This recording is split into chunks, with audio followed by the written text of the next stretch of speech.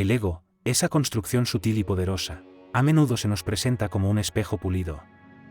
Nos devuelve una imagen que creemos nuestra, una figura bella, a veces, imponente, pero cuya fragilidad esconde una profunda distorsión.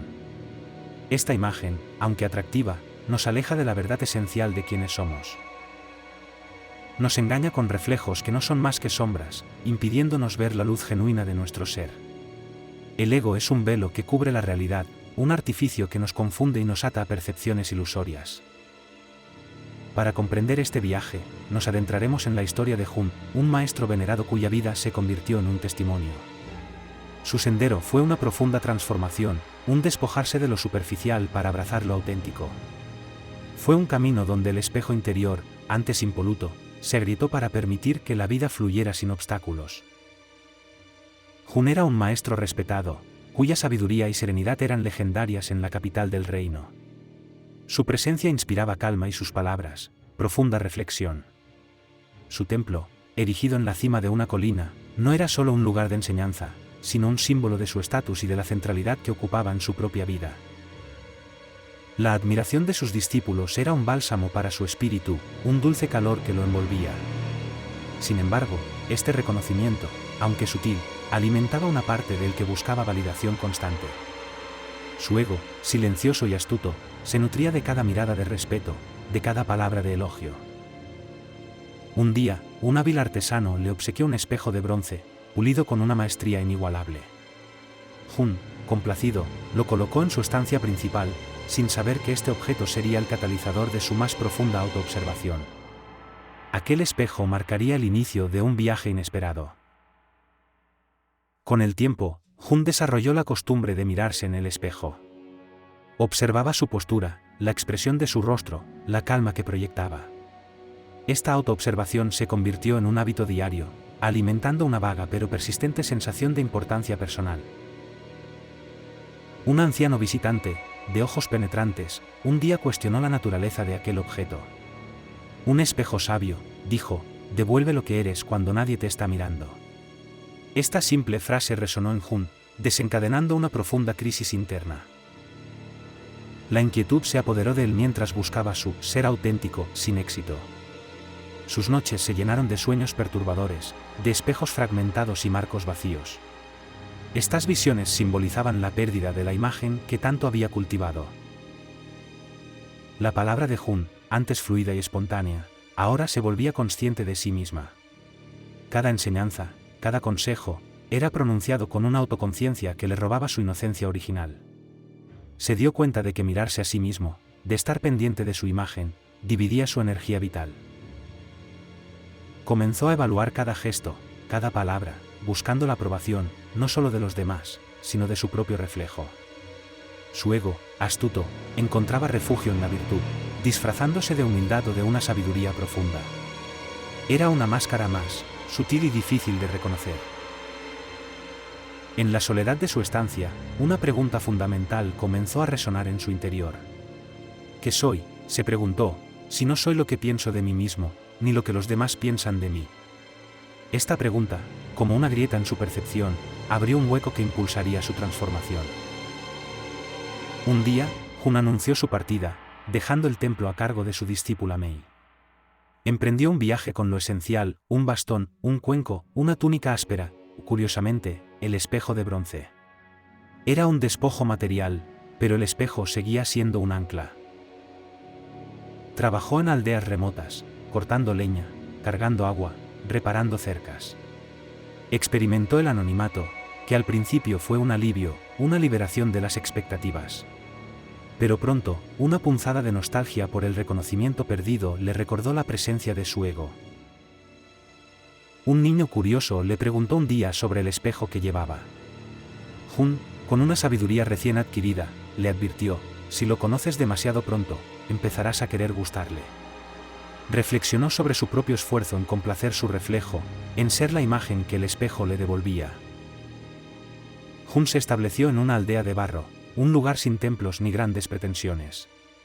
Allí aprendió oficios manuales, sus manos se ensuciaron con la tierra.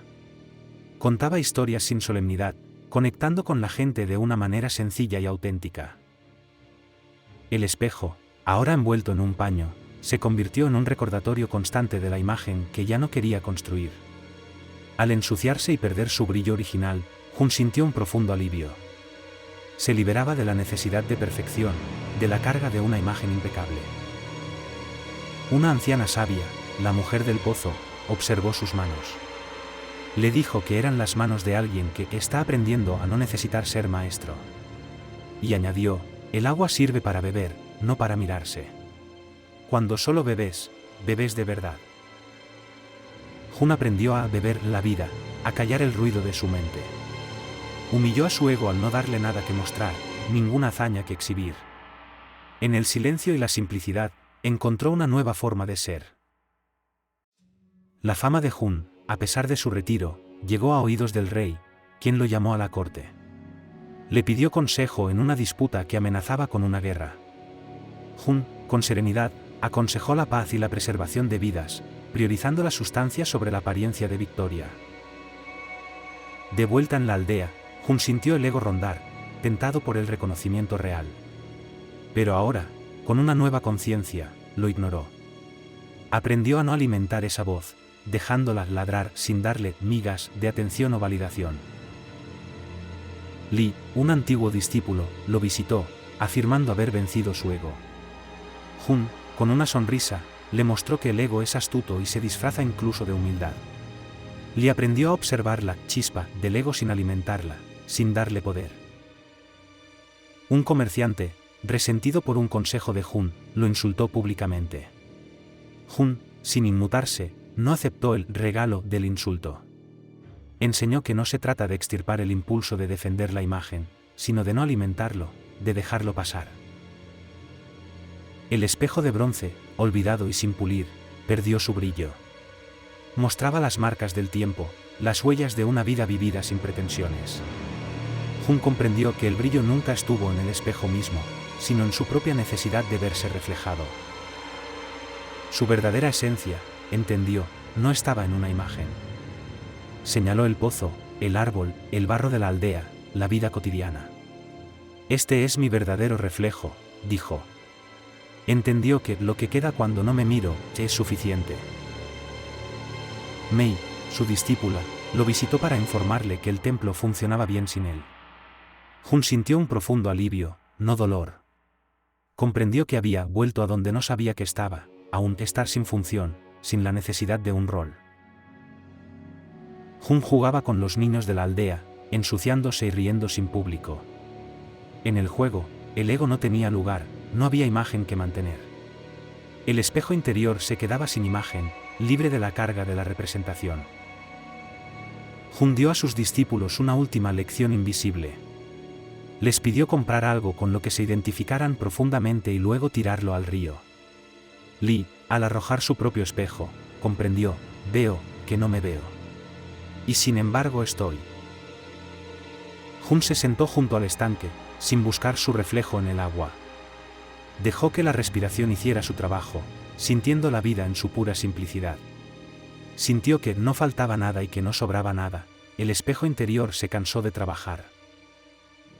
Jun encontró la libertad en el estar, en la simple existencia, sin la necesidad de un escenario o la admiración de otros. El ego, esa sombra persistente, se disuelve de hambre cuando se le deja de alimentar con la búsqueda incesante de reconocimiento. Ante la duda, cuando el ego intenta resurgir, la guía es clara. Buscar la simplicidad, la acción desinteresada, la ausencia de la búsqueda de reconocimiento. El verdadero yo no necesita aplausos, sino espacio. Ese espacio aparece cuando el espejo interior aprende a descansar, cuando deja de proyectar imágenes y simplemente es. Es en ese silencio, en esa quietud, donde el ser verdadero se revela, libre y completo. En el vasto tapiz de la existencia, cada alma emprende un viaje único. El de Jun fue un sendero de profunda introspección, marcado por la búsqueda de una verdad más allá de lo aparente. Su historia es un eco silencioso para aquellos que anhelan la libertad interior. Aprendió a habitar el ahora, a sentir el pulso de cada instante sin la carga del ayer ni la ansiedad del mañana. Encontró en la simplicidad un tesoro inagotable, una fuente de paz que el mundo ruidoso a menudo ignora. Comprendió que la vida es un río en constante fluir, donde nada permanece inmutable. Esta impermanencia, lejos de ser una amenaza, se convirtió en la clave para soltar y vivir con ligereza. Un día, una misiva llegó a manos de Jun, enviada por Mei, una mujer sabia del templo. Su corazón, aún anclado en viejos patrones, anticipó el contenido. Imaginó peticiones, obligaciones o quizás palabras de elogio que alimentarían su ego. Pero al abrir el sobre, no encontró palabras. Solo una hoja de ginkgo, delicada y silenciosa, reposaba en su interior.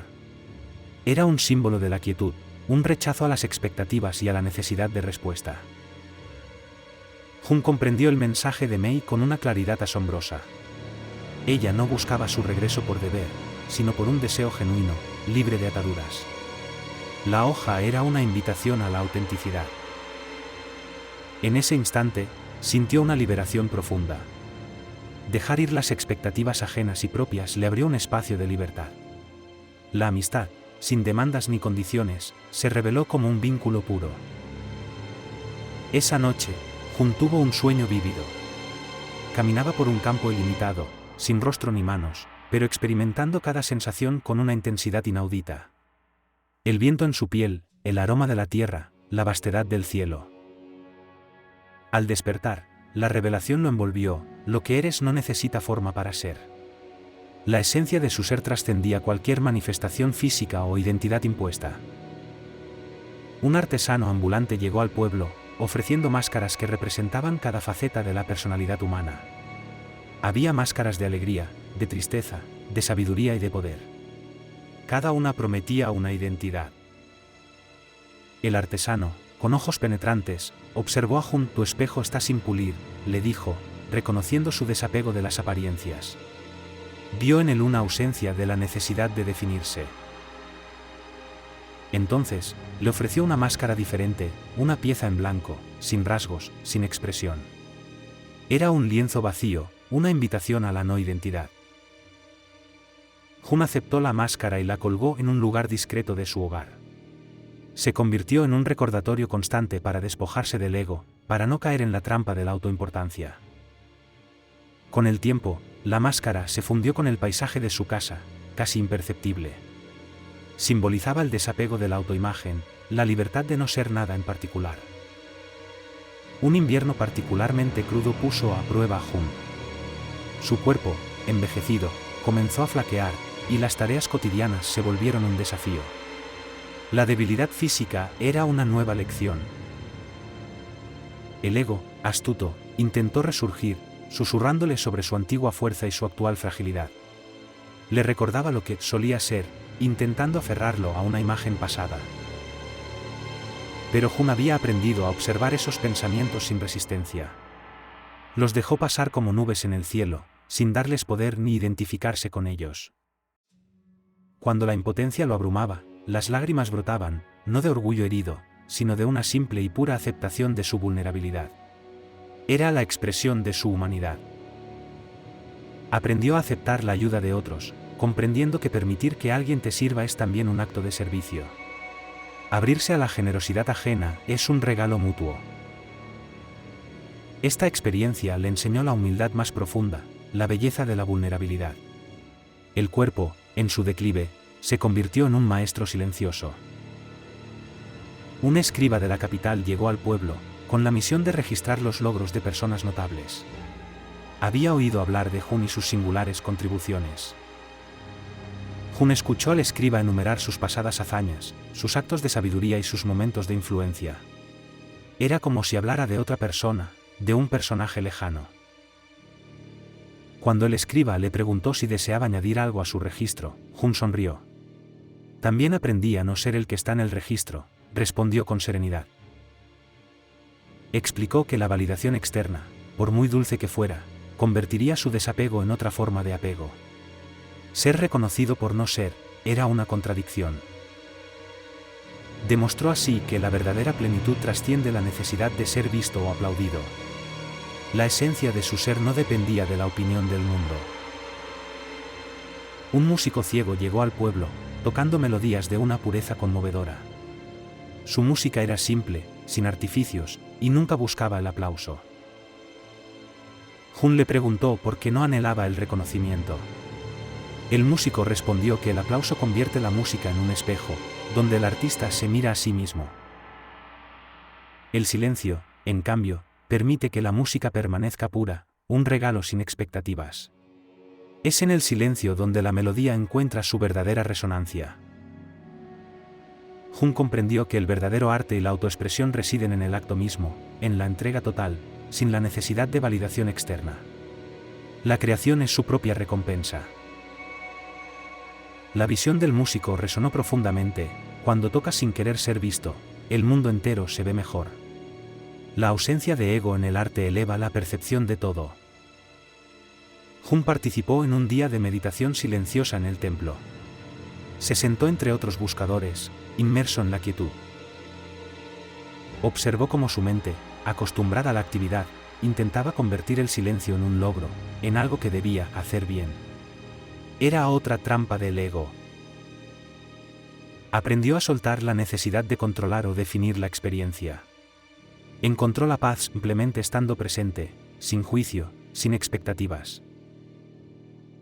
Mei, la sabia del templo, compartió una verdad profunda: el templo funciona mejor cuando nadie intenta ser el templo. La esencia no necesita ser forzada.